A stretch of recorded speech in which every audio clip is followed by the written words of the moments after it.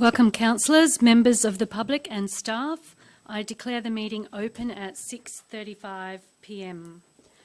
Everyone at this meeting is reminded to conduct themselves in a polite and professional manner, keep communication factual, use appropriate language and tone, do not use defamatory or derogatory remarks. Defamation laws apply to addresses in public forum. I also ask councillors to observe the requirements under the Code of Meeting Practice and Meeting Etiquette. I remind all present that the video recording is an official record of council and may be made available to persons upon request in accordance with the Government Information Public Access Act 2009. No other recordings are permitted. So on to the first item of the agenda, which is the acknowledgement of country. Bayside Council respects the traditional custodians of the land, elders past, present and emerging, on which this meeting takes place, and acknowledges the Gadigal and Bidjigal clans of the Sydney Basin. We've received an apology from Councillor Bill Saravinovsky. Are there any further apologies or councillors seeking a leave of absence? Madam Chair, I have received an apology from Councillor Douglas. So we also have an apology from Councillor Douglas. Are there any further apologies? So do I have a mover and a seconder? Councillor Muscat, seconded by Councillor Werner. All those in favour? Procedural motion. As we have Councillors Curry, or Councillor Curry now, Councillor Douglas is an apology, wishing to participate in this meeting by audio-visual link.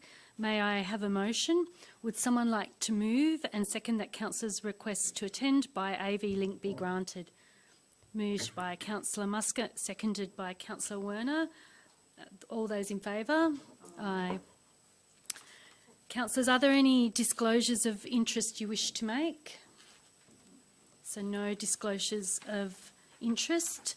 Can I ask two councillors who are present at the meeting, at the previous meeting, to move and second the confirmation of the minutes? Moved by Councillor Barlow, seconded by Councillor Muscat. All those in favour? Aye. So there are 6 items on the agenda for tonight's meeting, so we'll move to the next item, which is public forum. So members of the public who have applied to speak at the meeting are now invited to address the meeting. So we have 4 speakers tonight dealing with item number CPE 22.018, planning proposal 215 to 235 O'Riordan Street and 1 to 3 Ewan Street, Mascot. Speakers are advised that a warning bell will sound when only 1 minute of speaking time remains.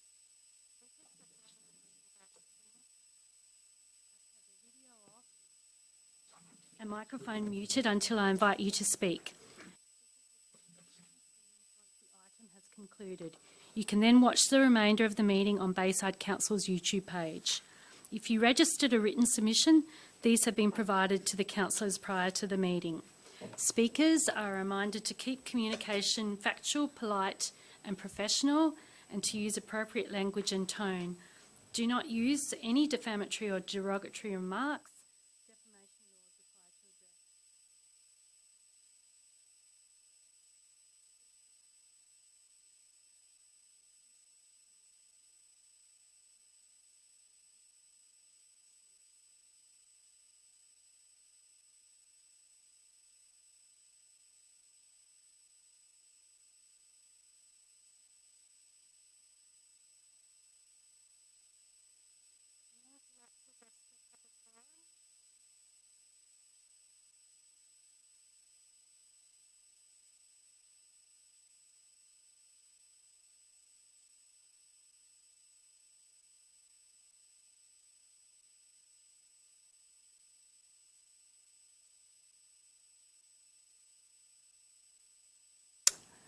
We are trying to ring the first speaker.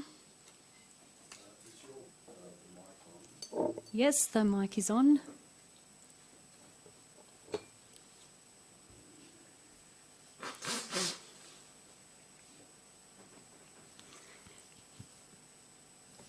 Ian, I can see you there on the screen. Can you hear us? I can now. We could some time. Okay. Yeah, so we've got to the public forum. So you're the first speaker on the agenda tonight to speak to the item. Would you like to address us? Yes, thank you, councillors. Look, we don't have a particularly long address. This is a matter that's been going for some time. We've worked very well with council officers, very happy with the recommendation and the resolution of the BLPP last week. In particular, we are more than happy to proceed with a site-specific ECP as recommended, and we would commend the officer's recommendation to you, and are happy to answer any questions along with our other colleagues who are here with us. Thank you, Mr. Caddy. Will the other speakers registered tonight on behalf of the applicant be addressing us too? I don't believe any are seeking to make any specific addresses, no. Okay, thank you. So we will move on and deal with the items. So we have a, I'll just turn the page. There is an officer's recommendation before us. Do I have a mover and a seconder?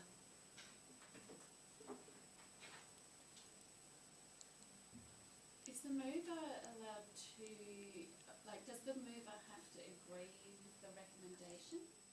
No. Oh, okay.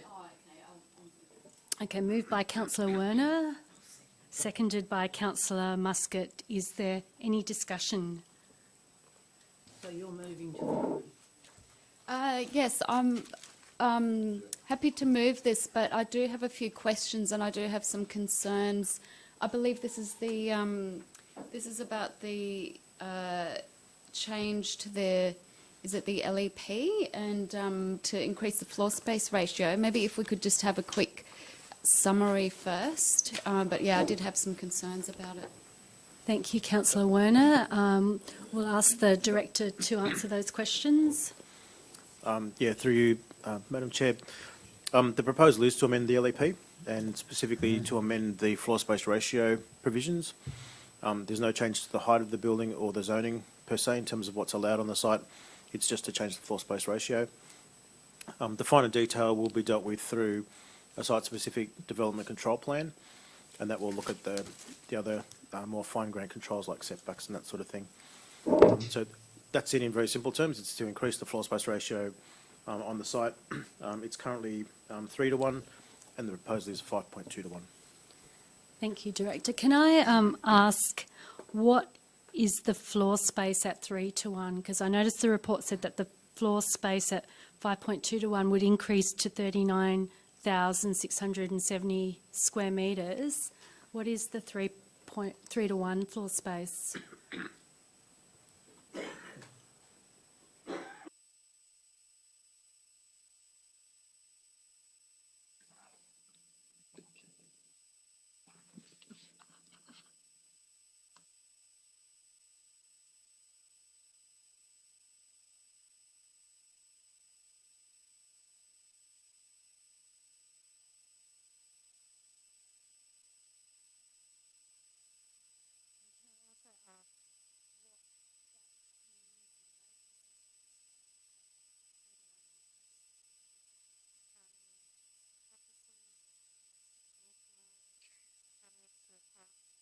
Sorry, we can't hear. My mic is on. We didn't hear Mr. Barber's response to your question. Oh, he hasn't answered the question at this stage, so there was silence there. Yeah, there was.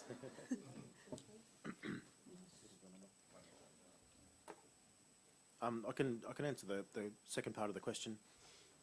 So the floor space ratio is a ratio between the size or the area of the land and the amount of floor space that can be built on it. So 3 to 1 simply means the site area times 3 is the amount of floor space you can have on there. So increasing that to 5.2 means you can have 5.2 times the area of the site on there. So in terms of the order of magnitude of what the difference is, it's essentially 2.2 times the area of the property is the additional amount of floor space that is being sought here. In terms of what that translates to, it depends on the type of development that goes on there. This is a B5 zone, so it's a business zone. It's not for residential apartments. So the types of things that were envisaged here are things like a commercial car park. There was a hotel, medical type uses. You can have service departments and that type of thing in this zone. So in terms of the number of additional components on the site, it really depends on what the use is, and that wouldn't be determined until a DA is lodged ultimately.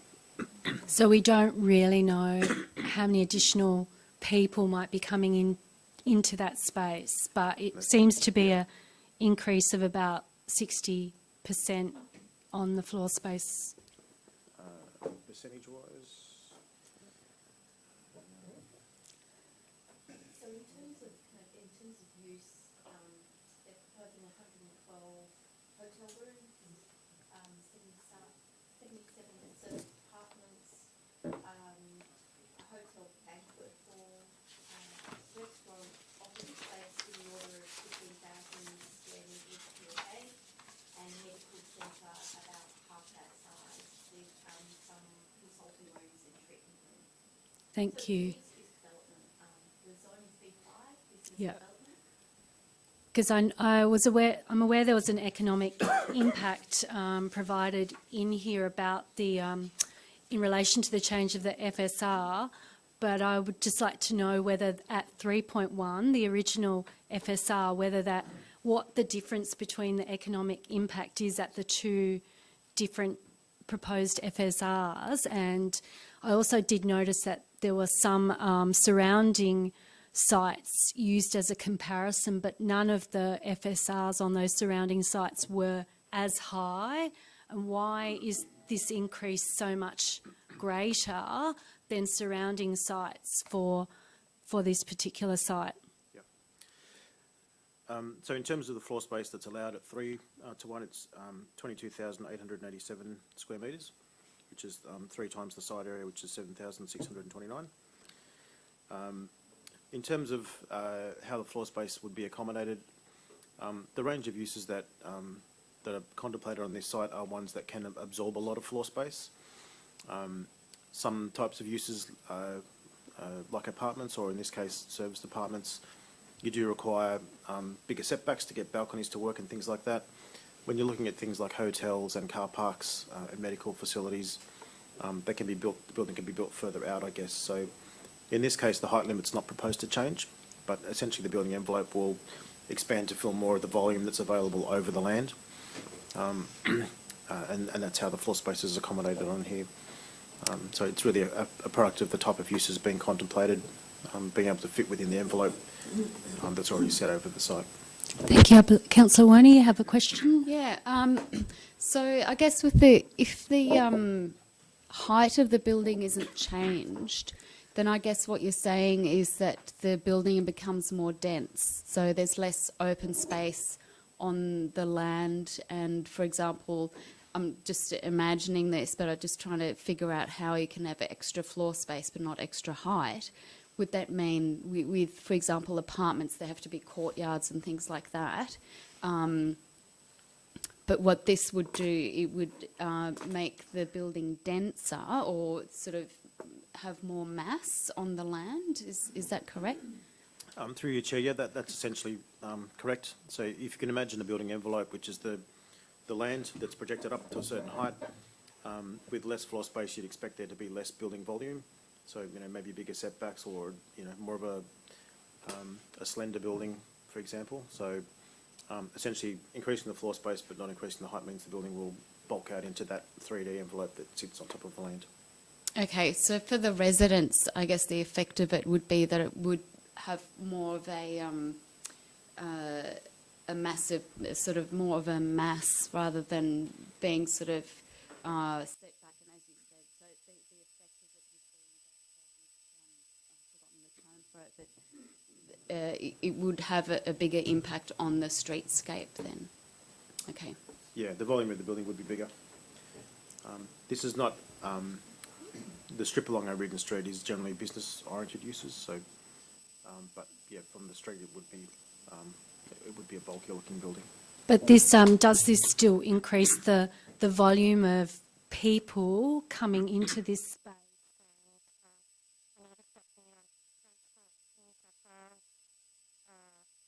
response also discussed that, that there would still need to be a reduction of travel demand by private vehicles. And I know that area is quite congested and has impact on residents already. So if the floor space ratio is increased this March by, it's going from 22,000 square metres to 39, that's quite a jump. There is more demand for, there's more impact on residents around that area. Other question. Councillor Muscat? Sorry, through you, Chair.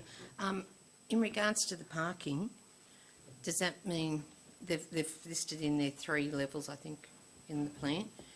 If they have a denser usage of the site, will that increase the parking? Because it is very restrictive around there, but I mean, there's nowhere else to park on the streets. Yeah, through your chair. So different uses have different parking requirements. It depends on whether it's a hotel or a medical suite or whatever it is. So they all have associated parking rates per square metre or per unit, depending on what it is. So generally speaking, yeah, the more floor space there is, the more parking is required to service it. But it does depend on exactly what the uses are in terms of, the proportion of the increase in the parking. But floor space is a measure of intensity of use of the land. So it's correct to say that there'll be more activity generated from the site, and that is likely to generate a higher demand for parking depending on what the uses are. Thank you. So at this stage, do we know what the difference in volume of usage would be, or the numbers of people that would increase on the site from the 3 to 1 up to the 5.2? I think it's probably best just to think of it as a proportional increase. It's because the range of uses, a particular scenario has been put forward, which is what Claire outlined before. That's not locked in as part of this proposal. It's just to amend the floor space ratio control. So, and that's what's been modelled in terms of looking at traffic, and there's information in the report on that. But that could change, if the proponent has a different range of uses in mind because economic conditions change or the site changes owners or something like that. So it's difficult to say exactly how the site will be developed into the future because these are the broader brush controls we're looking at now. But I think if you think of it in proportional terms, in terms of the amount of floor space that's been increased, the level of activity will increase by a similar proportion, most likely.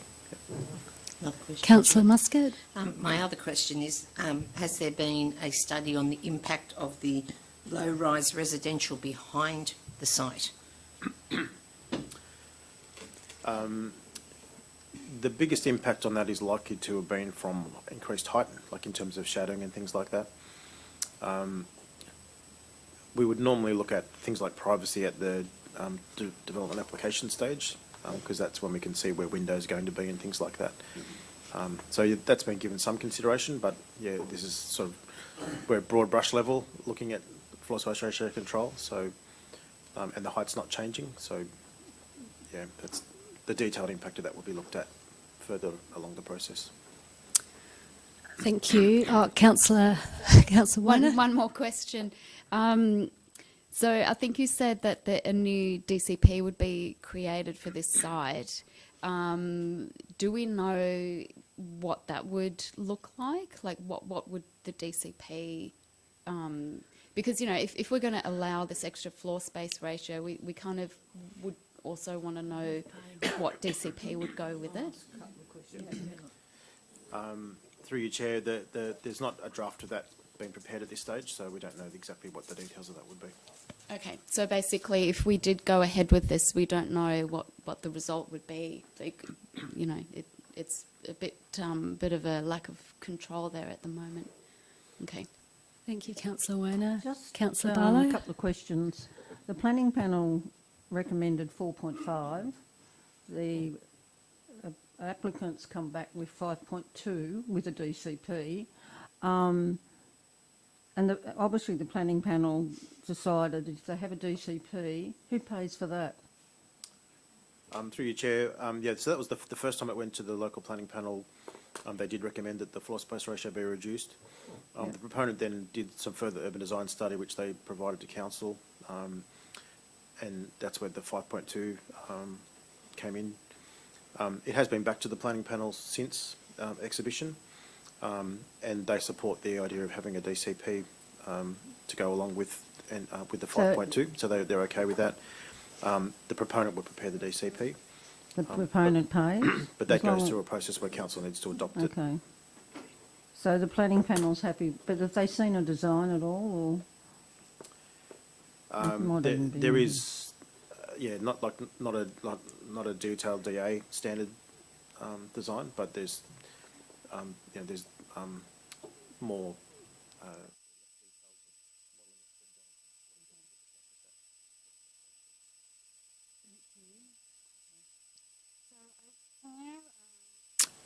Or let me know what this kind of increase in density, because it's quite significant. What does that mean for the community on the other side of O'Riordan? Because it's, it's increasing the density significantly. Yes, Chair, I guess the impacts, if there's no change to the building height, there's not impacts in terms of shadowing and that sort of thing. But generally, more floor space means greater level of activity on the site, whether it's commercial or residential or whatever the zone allows. So, and that normally is experienced in things like more traffic, high demand for parking, those kind of external impacts that development brings. So, any development of the site will have some impact in those aspects. The more development there is, the impact potentially increases proportionally. So, the externalities would be, in this case, I think probably related to things like traffic and parking, and the building will be bulkier because there's more floor space in the same height limit. So there'd be a streetscape impact as well. Thank you. So, councillors, Councillor Curry, go. Thank you, Councillor Jansen. So, just to clarify, so we're working towards a new DCP, and which for the whole LGA. So we're being asked prior to that process, we're being asked to determine a single site prior to the full process of redoing a combined DCP. Is that right, Mr. Barber? Yeah, through you, Chair. Yeah, that's correct. This is a site-specific proposal, so the change to the LEP and the site-specific DCP will just apply to this site. So I guess it's, councillors, it's a little bit like, well, we've just endorsed a new LEP and now we're working towards, a new DCP, which then brings all those planning considerations together so that we're looking at our area holistically. So I think that's just something for councillors to keep in mind. Thank you, Councillor Curry. As a chair, I think based on the information I've heard this evening from staff, I am not in support of the committee recommendations, so I'd like to propose a new recommendation that council does not support the changes, does not support the planning proposal for the land at 215 to 235 O'Riordan Street and 1 to 3 Ewan Street due to the adverse impacts the increased FSR will have on the community. Madam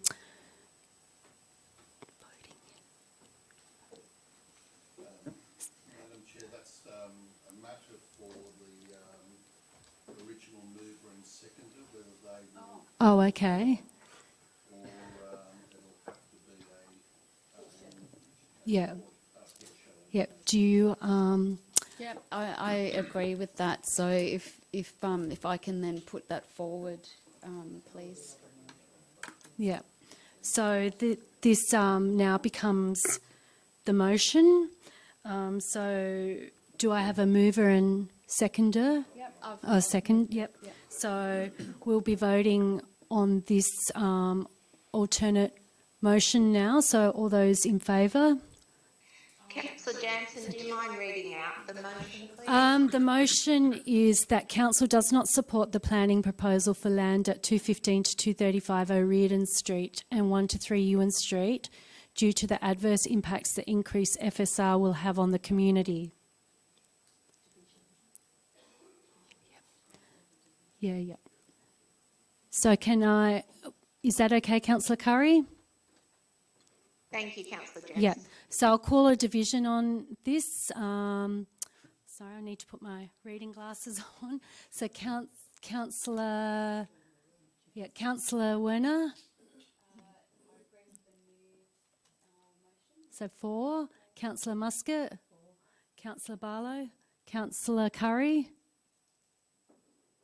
For the new motion. Yep, and I'm for the new motion. So the motion is carried.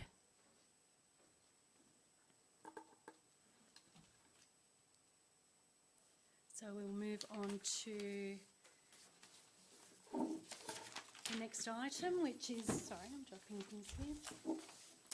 Item CPE 22.017, draft,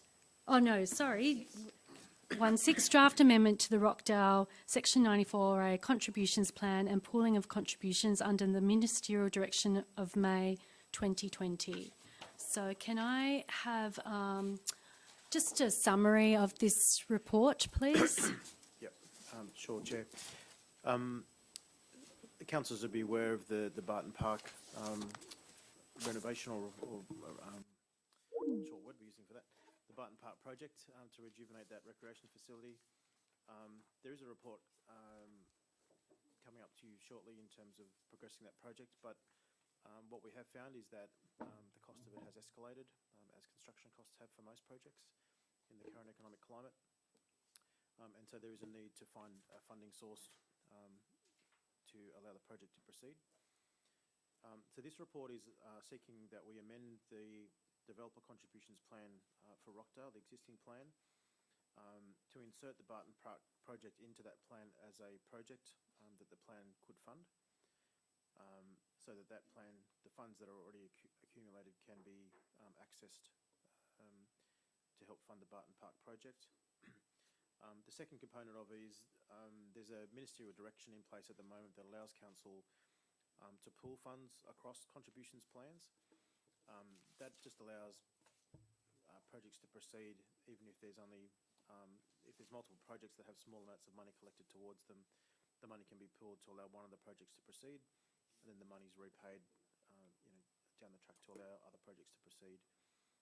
So this report is seeking that we amend the plan to insert the Barton Park project to allow funding to be sourced from that plan for that project, and also that funds are pooled from other plans again to allow that project to proceed with that funding source. Thank you. I might ask for a mover and seconder on the officer recommendation before we go to any further questions. And I believe Councillor Curry couldn't hear that summary. So can you hear us now? Yeah, I'm back. Yep. Thank you. Okay. So do we have a mover and a seconder for the officer's recommendation? Moved by Councillor Barlow, seconded by Councillor Muscat. Is there any further discussion on this item? Councillor Werner? Yes, through the chair, please, if you could maybe explain to us what other projects might miss out on funding in order for Barton Park to go ahead, because I'm sure there's a limited amount of money, so things will have to be, I guess, moved around. Yep. Yep. Yes, sure. Through you, Chair, there's every contributions plan has a work schedule in it, and that lists out the projects that the plan intends to fund. The Rockdale plan came into place in 2004. So the plan has been around for a long time, and the majority of the work that's in it has actually been delivered. It hasn't been updated comprehensively to add more projects in or update other aspects of the plan either. So I'd have to refer back to the plan to give you a detailed list, but the pooling provisions allow council to draw funds from other plans to allow other projects to go ahead. So if there was something in that work schedule that council particularly wanted to deliver out of that plan, it could still be funded. The funds could be drawn from other plans and then repaid. Based on our modelling at the moment, so that plan is still collecting money. If the plan runs for a certain period of time, then it could still collect enough money to allow the other projects in there to be delivered ultimately. With all plans, obviously the money accumulates over time, so the projects have to be prioritised and delivered over a period of time. So essentially it pulls this project forward. not at the expense of other projects not proceeding, but there would be some, you know,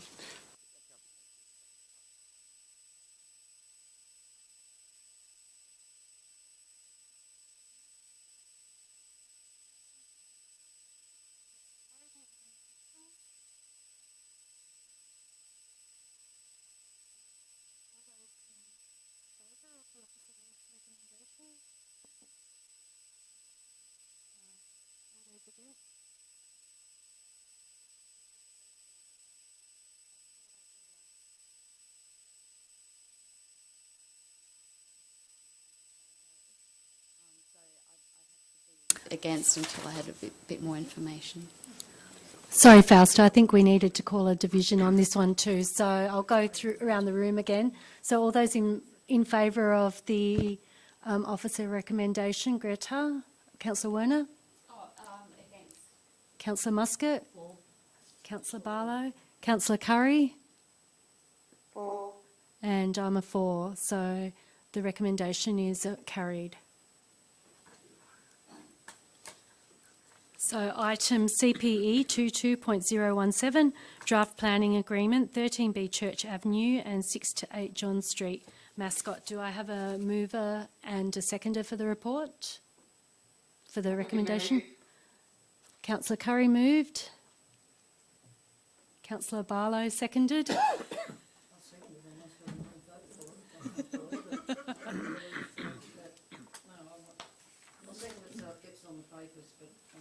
So do we have any discussion? Councillor Barlow, do you have a question?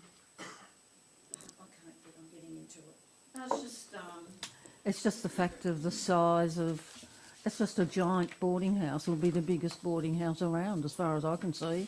That's what I'm horrified with. I'm not sure what they're supposed to match with their parking and everything else, so I'd prefer not to vote for it till I look at it a bit further. Thank you. We have. Can I just suggest that we just have an overview from the officers? Because my understanding is that we're just looking at the BPA. Yes, I think the General Manager would like to give an overview. So, Thank you. I just have to say something in response to Councillor Barlow's comments. Tonight, you're not looking at a planning proposal or a development application. That has already been approved. What you're looking at is the quantum of community benefit that has been negotiated post the actions throughout the courts. So that's all what we're talking about tonight. Nothing about the overdevelopment or any of those things. That's already been decided in a separate process. This is about $5.8 million that council would receive and be able to spend in the Mascot precinct or on projects that are a priority in that area. thank you, General Manager. Do we do we need to get a further summary of the report then? Do you have a question, Councillor Barlow? Sorry, it was just, I couldn't get into the report. I now remember the 5 million. I think, memory, it's gone to court, to Section 32. So we actually cannot knock back that money, whether we want to or not. So, and the way they've done, I do remember now reading it, it's different to the 7-Eleven, isn't it? It's sort of a cash contribution. Do many developers do that, or? Negotiating of EPA is a fairly standard practice. Okay. That's fine. And as the report says, the benefits are we don't have to wait for further money to be collected, we don't have to wait for payment to occur at occupation certificate stage. So there are some real advantages in getting the funding in this via this mechanism. Yeah, I do remember that now because I just got back into it. So yeah, I will not object now for the fact that. So can I just clarify this? This funding would be received within 28 days, and does that mean that could be utilised as soon as possible after those 28 days in that Mascot community area for the benefit of the community? You would have to go through a transparent decision-making process, but yes, you could. Yeah. Yes. It'll be in the bank. Yep. Thank you. So is there any further questions or discussions on from councillors? So we'll vote. All those in favour say aye. Aye. Aye. Anyone against? No, so carried. So on to item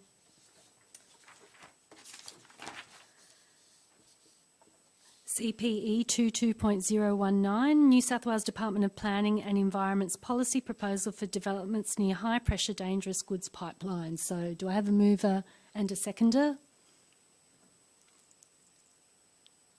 Yeah, I'll move it. Moved by Councillor Werner, seconded by Councillor Barlow. Can I ask for a summary of this report, please? Sure, Chair. So the Department of Planning is putting out some guidelines around high-pressure dangerous goods pipelines. There's quite a number that run through Bayside, so it's an issue that's definitely relevant to us.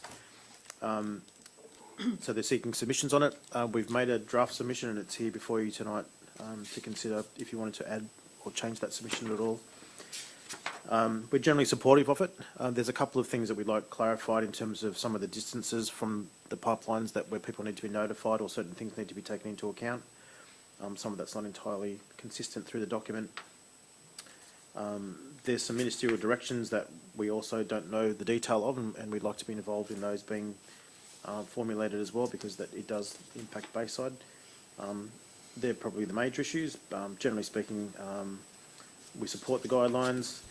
The notification process the department is proposing to automate through the planning portal, and we've not found that to be entirely reliable in the past, so we've just asked that they ensure that we do actually get notified of these things, because they are important. So that's generally what it's about.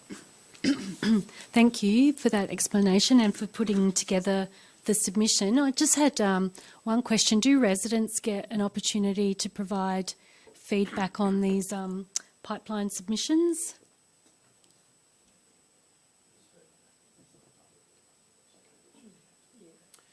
Yeah, Chair, I believe that the public weren't given an opportunity. There is some mapping and things associated with it which is not publicly available, so I think it was confined to stakeholders like council and other authorities. Thank you. Are there any further questions? Councillor Muscat? Just looking at the summary, it says there that we were not made aware of the exhibit. Does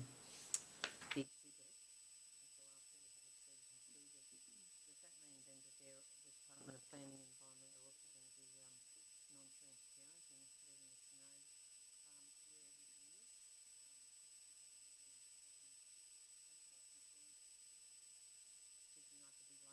Thinking I could be blown up next week if something goes wrong. So how reliable are they in informing us?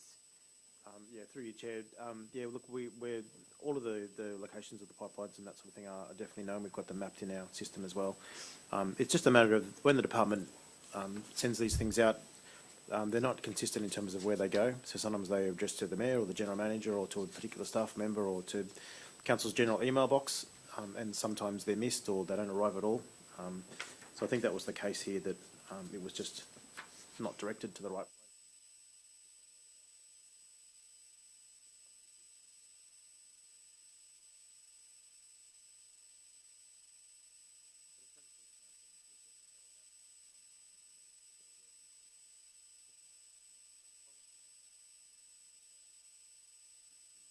Thank you. Are there any further questions? So we have the recommendation before us. So I'd like to take a vote on that. So all those in favour say aye. Aye. Anyone against? So carried. So we move to the next item, CPE 22.020, submission on draft Rambling Comprehensive Local Environment Plan, LEP. Do I have a mover and a seconder? Happy to move. Moved by Councillor Curry, seconded by Councillor Werner. Once again, could I ask staff to give a summary of this report and recommendation? Yes, Chair. So Randwick Council is going through the process of preparing a new local environmental plan, and as their neighbours, they've consulted us to see if we have any input. It's generally something that we would support. There are a couple of things that we have highlighted that might be of concern. Perhaps the top couple would be a proposal to investigate the area that's to the east of fairly low density on the Randwick side as well. and they're looking, it's an investigation area for them, and there's potentially looking at buildings up to sort of 6 stories in there. So that would be of concern, given that Daceyville is heritage listed and is unlikely to change in the future. There may be some impact there. They are changing some of their employment zones as well, in terms of what's allowed in them, and some of those are adjacent to the boundary with Bayside. I think they're probably the main things we raised. There's other more minor issues, but they're probably the primary things that we've raised with them. Thank you. Do we have any questions from councillors? Yeah, Councillor Jansen. Where they're proposing changes around the Beecham Road area from light, I think it's light industrial to high industrial, we've had a number of our residents on our side of Beecham Road in that Hillsdale area raise concerns about the potential future impact around that area with obviously height density and traffic, and the fact that they have indicated that they were not informed about the proposed LEP changes. So is that something that we can strengthen in the submission? Those specific impacts in that area, and the fact that, I guess we should first confirm whether residents were consulted, because, you know, some may have been, so just to get that clarification. And if not, then, you know, there's an expectation that when it impacts boundary, you know, residents on boundaries of other councils, that would be, you know, an appropriate course of action. Thank you, Councillor Through you, Curry. Chair, yeah, we can incorporate that into our final submission. That's fine. Thank you. Are there any further questions? So, Councillor Curry, would you like that added to the recommendation? Yeah, I think if we just highlight our concerns around that particular area, and, you know, I guess to some clarification on potentially what does that mean for our residents as well, you know, in high industrial, what's it mean around, you know, traffic movement or truck movement and all those sorts of things. Thank you, Councillor Curry. Would you also like clarification on, or would the recommendation to mention the clarification on which residents received notification? I think perhaps council officers can contact officers at Ramekins and just confirm that first, perhaps. Yep, so I think it was the recommendation to incorporate the impact on residents in Hillsdale across the road from the light industrial area changing to, is it industrial? Beecham Road. Yep, Beecham Road. So I don't know, I don't think you can see the screen, Councillor Curry, but we've just added to the recommendation. So the wording has included subject to clarifying the impact on adjoining residents at Beecham Road, Hillsdale. Are you happy with that? Yes, thank you. Thank you. So we have that recommendation before us. All those in favour say aye. Aye. Anyone against? Aye. Thank you. So that recommendation is carried.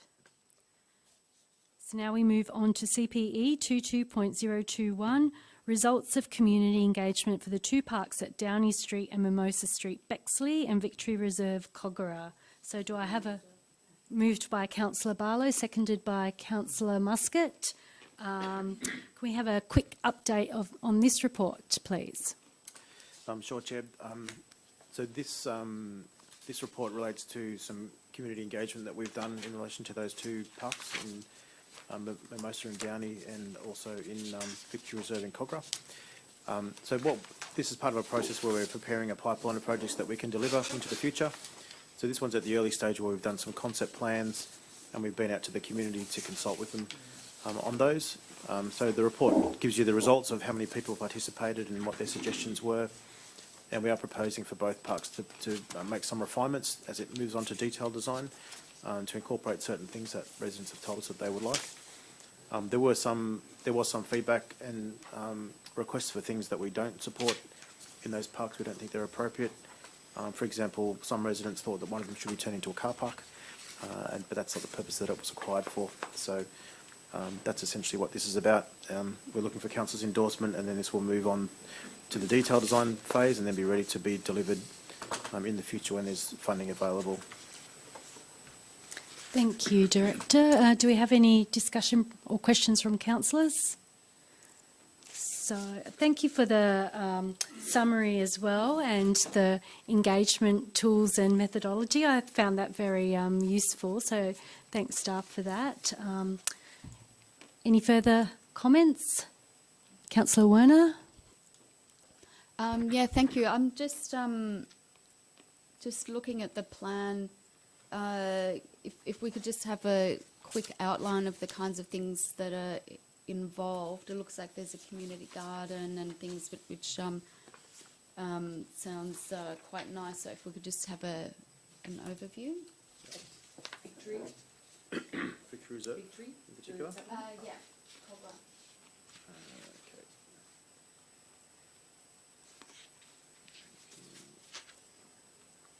Yeah, through you, Chair. So this reserve is next to the Sunny Haven Disability Services Complex, which is next to Council's Nursery, just for some context.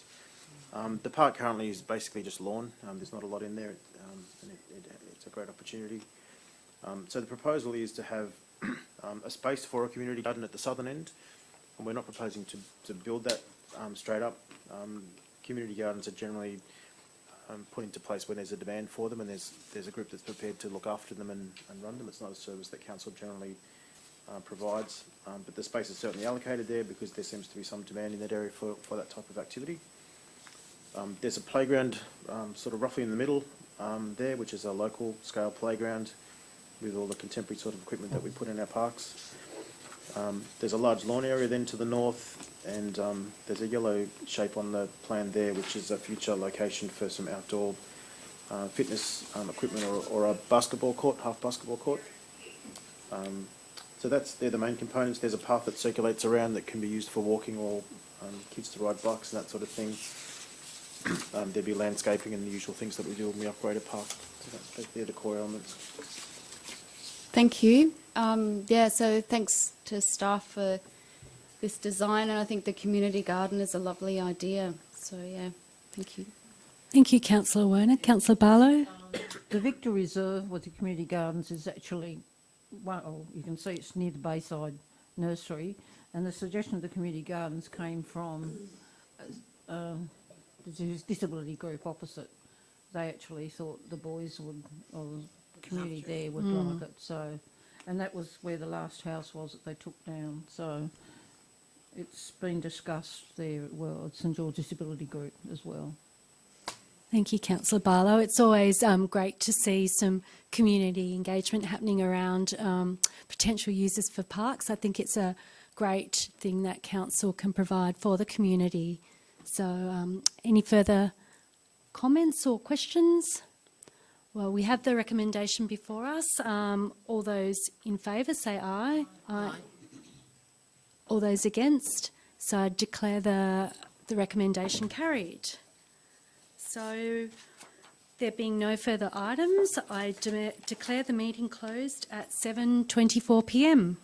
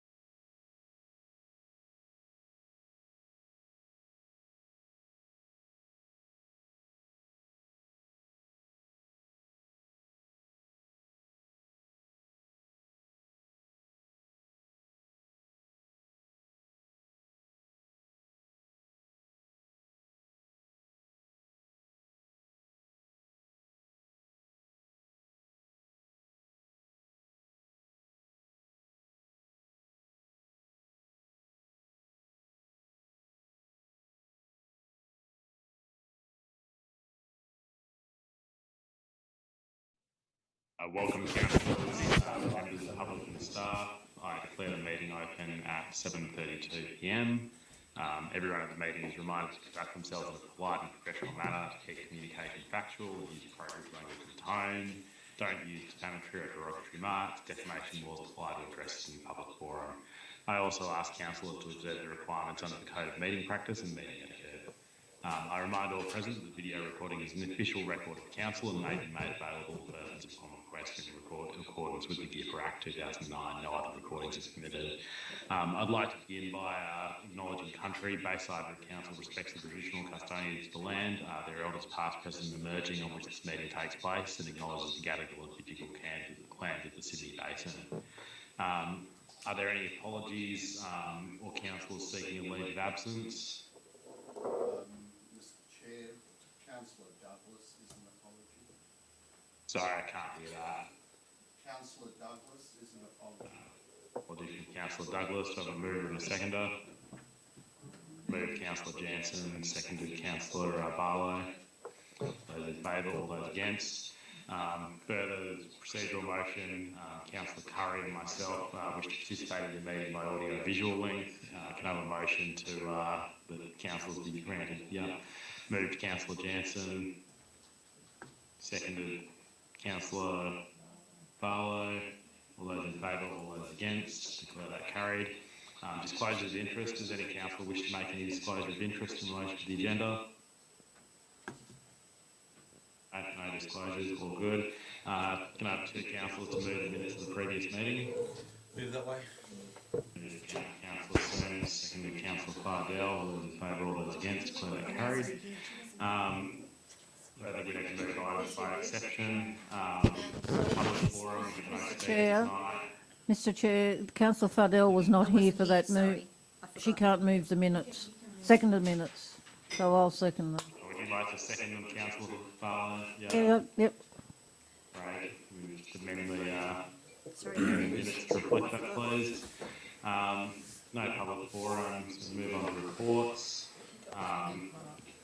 First item of business. Sorry, just one moment. I'm doing everything on the same computer at the moment. Item CWA 22.015, Carl Park Cafe tender. Do I have a mover and a second for that? Moved Councillor Jansen, seconded Councillor Sonis. Is there any discussion? Can we just ask for a quick summary of the report through you, Chair? Please.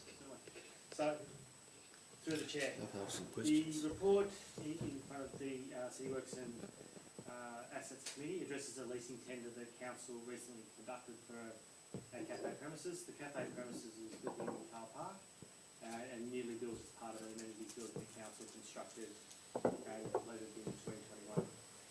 Council previously conducted and awarded a leasing tender in 2021. However, that leasing party ceased to proceed further in late 2021. There are, for a number of reasons why that didn't proceed. In terms of the public forum, it was mostly centred around challenges with COVID and seeking improvements to fit out. So the cessation of that first approach required Council to go back and re-tender the site for a further lease. Council engaged again with Property Services, who are a commercial agent, to assist with that process. They did the marketing. Council managed the receipt and assessment of the tenders. The tender campaign went for 6 weeks, and from that Council received 10 submissions. So the outcome of the actual assessments themselves are covered off in the confidential attachments.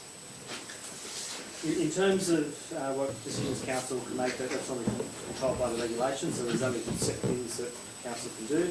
The report actually proposes rejecting all tenders and negotiating with certain parties, which is one of the options under the regs. So the report's actually seeking to negotiate with 3 nominated parties, and the reason behind that is that they've put a baseline good submission forward, but there are certain things that Council want to negotiate that improve its commercial offering for the premises. We do have a secondary aspect in the recommendations where if we don't get to a good, strong commercial outcome through those first negotiations with those three parties, there are other parties nominated who also participated in that tender, the council would seek to negotiate with. We want to minimise any time from the commencement of negotiations to the completion of negotiations, because we do want to get the least secure on this side.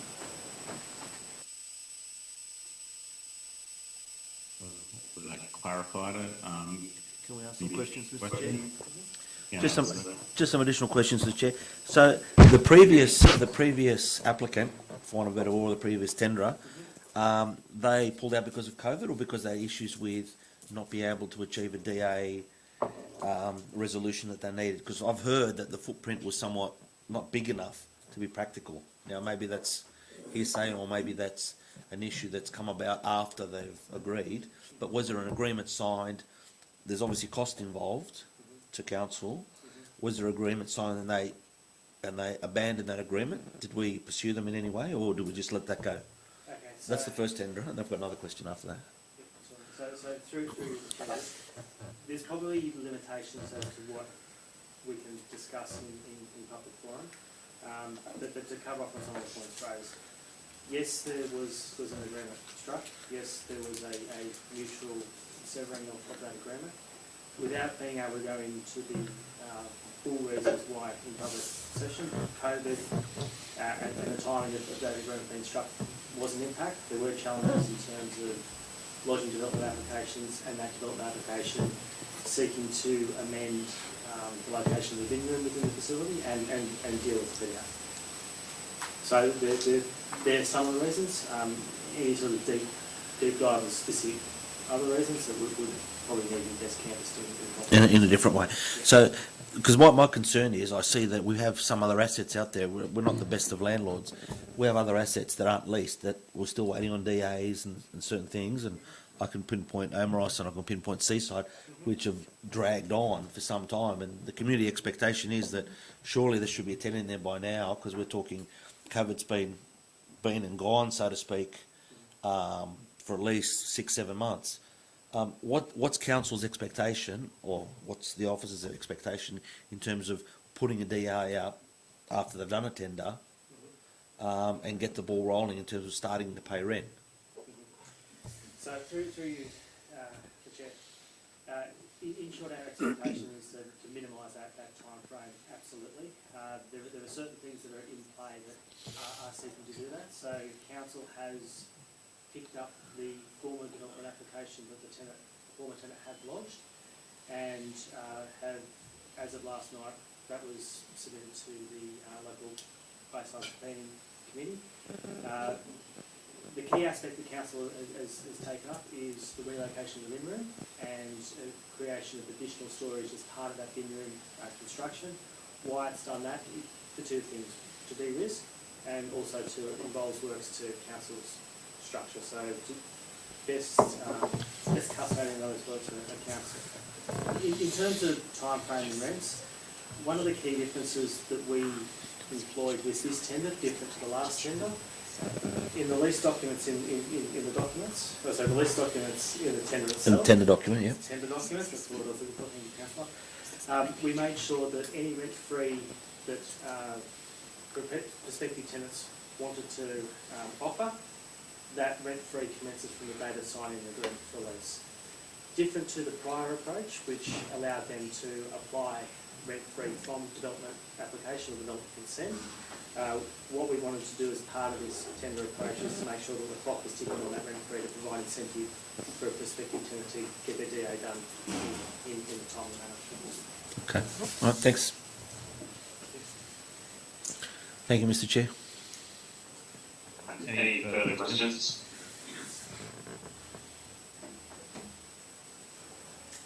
All those in favour? All those against? Adopted. Item CWA 22.016, Barton Park. Do I have a mover and a seconder? Move that way, Mr. Chair. Move Councillor Bartels, move Councillor Service. Is there any discussion? Can we maybe just get a brief synopsis of this one, because it's a little bit more detailed than the previous one? Of course, through the chair. So in June 2021, an expression of interest was run for the Barton Park project to try and ensure that we had suitable experienced contractors on board to run this project. That select tender went out to 5 tenderers in April 2022, and we received 4 tender submissions. We've undertaken a very rigorous and extensive review of those submissions, and that's included looking at their inclusions, exclusions, and some assumptions, and really focusing in on ground improvements on the site. As many of you may be aware, this is a former tip site, so we really need to make sure that that compaction and treatment of the ground is fundamental to the long-term longevity of this project, and ensure that we don't continually have maintenance issues or cracking, stability, things like that. So after we considered the tenders, we had to seek some clarifications. Those clarifications not only had a clarification in terms of their methodology and what they might do at the site, but some of them incurred a cost, a variation. Now that is permitted under the local government regulation, but it does mean that we're at a position where we need to decline the tenders and then negotiate with our 2 preferred tenders. And we believe that that is the best option, given the contractors that we're dealing with are at the top of the tier in terms of this sort of delivery of a project, and we want to make sure that we get value for money and negotiate exactly what council wants for the longevity of such a premium recreational precinct.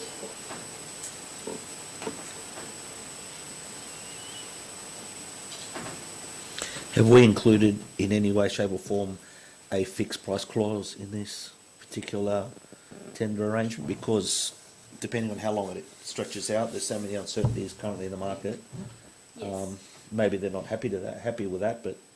Of course, absolutely. Under our GC21 contract, it is a lump sum, fixed price. We will have to review any variations if it was on top of that scope that was included, but our aim is to negotiate a lump sum fixed term for the entirety of the project, which is 18 months construction. Very good. Finally, some sunshine. Any further discussion? All good, Mr. Chair. All those in favour, all those against, declare that carried. Item CWA 22.017, maintenance issues at the Boulevard car park. I'll read in a second. Councillor Jansen, second Councillor Barlow. Once again, it would be probably good to get a little bit of an update from the officers on this. Yes, through the chair, there was a notice of motion requested at the April council meeting in regards to 2 parts. One was to in relation to the concept plan and options for the Boulevard car park, and point 2 was a report on the maintenance and current maintenance issues that have been being addressed over the last 12 months. So the report is fundamentally speaking about point 2, which is where we've been undertaking maintenance over the last 12 months, where we've had some, excuse me, on the western side of the building, we had a fallen ceiling come through the stairwell. It's all been repaired now. We've had some ponding of water, which has been addressed, and we've also been working on some expansion joints. That's all been completed in the last over the last 12 months. Over the next 2 months, between July and August, we're still going to put another 4 floorways in to get rid of some of the water ponding at either of the corners on the eastern and western end of the building. There's sealing of the existing downpipes, the interfaces of those, replacement of recorking of the expansion joint on the top floor, and there's 4 steel struts that have gone in to protect some of the overhanging concrete, and there's been some concrete stitching on the walls as well. So that's the work that's to be undertaken in the next 2 months. Then we believe that once that's completed, that it should be fairly sound from a maintenance perspective. Excellent. Is there any further questions or discussion? That sounds good. All those in favour, all those against, declare that carried. Item CWA 22.018, Garden Street East Lakes, on the mover and seconder. Move Councillor Jansen, second Councillor Bardell. Once again get a short update on this, that'd be great. Yeah, through your chair, this is a proposal for a shared zone in Garden Street, East Lakes. There's been an ongoing issue there in terms of the conflict between pedestrians and vehicles and parking on the street. It's quite narrow, and cars can park with two wheels on the footpath and two wheels on the road. Over the years, there's been a few different schemes put forward to the community, including making the street one way. Those didn't receive broad support. So this time we've canvassed the idea of the shared zone in the street. Essentially that means marking the entries to let people know that it's a slow speed zone, 10 kilometres an hour. There'll be other signage. There's 6 speed humps proposed as well. The car spaces on either side of the road will be marked so that people park within them and to allow the travelling lanes to be kept clear. So we went out to consultation with the community there, and this report essentially contains the feedback that we received. There were 25 responses that we received from the community on this one, and the various answers to questions that they were asked in the survey are shown in the report. There are still some who are not heard in favour of the scheme, but on balance, we're recommending that it goes ahead as a shared zone.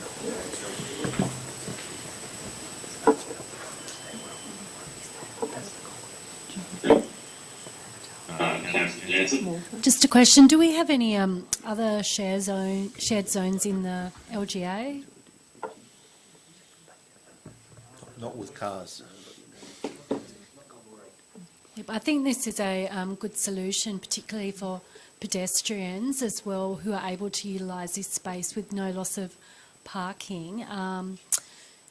Will the speed humps keep the speed to 10 k's per hour? That's kind of a given because they're so close together. Through your chair, it's not easy to control drivers completely. In this case, they're 60 metres apart, so they're reasonably close together. 10 kilometres an hour is quite slow, so there is a possibility that people would exceed the speed limit, but we're hoping the speed humps in combination with signage and other cues will keep drivers to a slow speed. Thank you. I think electric bikes probably travel faster than 10 k's an hour, but it's great to see this solution for this particular street, so thank you. Just a question through the chair. That 10 kilometre speed zone, so to speak, is that the mandatory speed, or is it 8 or lower 4 maybe? Because I see 10 is a bit fast for cars, because cars will really observe 10. They go much higher than that. Yeah, through your chair, Transport for New South Wales has a guideline on how shared zones should be configured, and it's a whole bunch of things that they say the criteria have to be met, and 10 kilometres an hour is what they. Yeah. Is the road marked differently? Is it like hatched or anything like that? When it's a 10 kilometre zone as opposed to a 50? Not the whole road surface. There will be signage when you enter the street from both ends and then along the street painted on the road to indicate that, but it's not Okay. hatched or coloured like that. Okay, fair enough. Thank you. Can I just add, I just want to, can you hear me? Yes. Okay. I just wanted to commend the officers for the work that they've put in finding a solution for what has been a long-term challenge for council. And this is a really good outcome, and I think it's very innovative, and it's the residents, I think, are pleased to try something that to look for a solution where they don't lose parking. So just wanted to pass on the thanks for investigating and finding that solution. Excellent. Any further discussion? Councillor Barlow.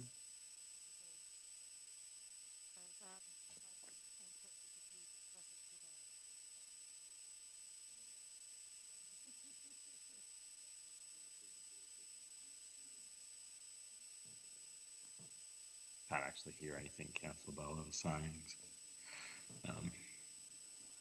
That's okay. Let's move We're all right. Everyone happy with this item now? All those in favour, all those against, declare it carried. Item CWA 22.019, review of council's event programs. Moved Councillor Jansen. Have a seconder. Seconded Councillor Barlow. We have a brief summary of this from the officers, please. Through the Chair, I could probably provide a couple of points about this report. As councillors only too aware, we are looking at some long-term budget shortfalls, and so we've instigated a series of reviews, investigations, having a closer look at where council's money is being spent. One of the concerns that has been raised is the escalating cost of providing a 12 to 15 minute fireworks display on New Year's Eve. We haven't done it for several years because COVID, various weather events, the bushfires one year, and so this has really been a chance to see whether we should reinstigate that event or look at something that would be celebrate summer down at the bay, but not cost us in the vicinity of $420,000 for a little over 12 minutes of entertainment. So the report recommends that we not continue with the New Year's Eve fireworks, but that we look at something else that would be far less costly, a series of smaller events perhaps that local residents and businesses could enjoy, but that would save council a substantial amount of money. Any further discussion or questions? I'm sure some views as well. And all those in favour? All those against? Carried. With that concluding, there's nothing else on the agenda. Once again, make it in time for State of Origin. Declare the meeting closed.